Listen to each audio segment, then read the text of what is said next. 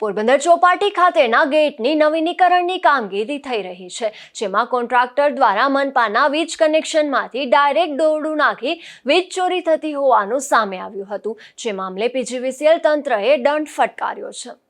પોરબંદરના આકર્ષણનું કેન્દ્ર એવી ચોપાટીના ગેટનું હાલ કરોડો રૂપિયાના ખર્ચે નવીનીકરણ કરવામાં આવી રહ્યું છે, પરંતુ આ પ્રોજેક્ટ શરૂઆતથી જ વિવાદોમાં ઘેરાયેલો રહ્યો છે। અગાઉ આ કામમાં હલકું મટીરીયલ વાપરીને બેદરકારીપૂર્વક કામ થતું હોવાની ફરિયાદો ઉઠી હતી।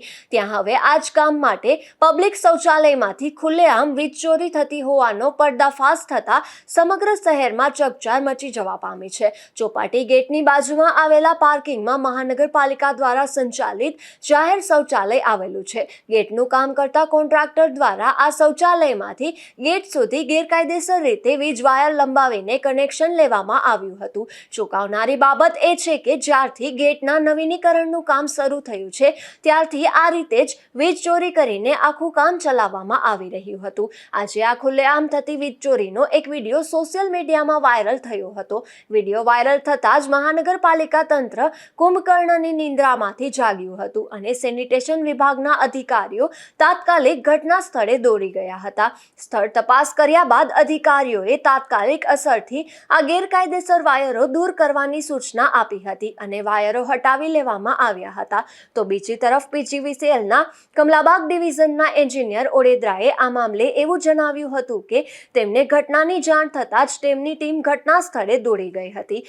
ત્યારે સ્થળ તપાસમાં સામે આવ્યું છે કે આ ચોરીની વીજળીથી કટિંગ મશીન અને ગ્રાઇન્ડર જેવા ભારે મશીનોનો વપરાશ થયો હતો। આ ગેરરીતિ બદલ કોન્ટ્રાક્ટર સામે દંડકીય કાર્યવાહી કરવા માટેની પ્રક્રિયા સત્તાવાર રીતે શરૂ કરી દેવામાં આવી છે અને ₹15,150નો દંડ એજન્સીને ફટકારવામાં આવ્યો છે। ખરેખર તો કોન્ટ્રાક્ટર દ્વારા હંગામી વીજ કનેક્શન માંગવું જોઈએ, જે હજુ સુધી માંગવામાં આવ્યું ન હતું। આથી તે અંગે પણ કોન્ટ્રાક્ટરને સૂચના આપવામાં આવી છે।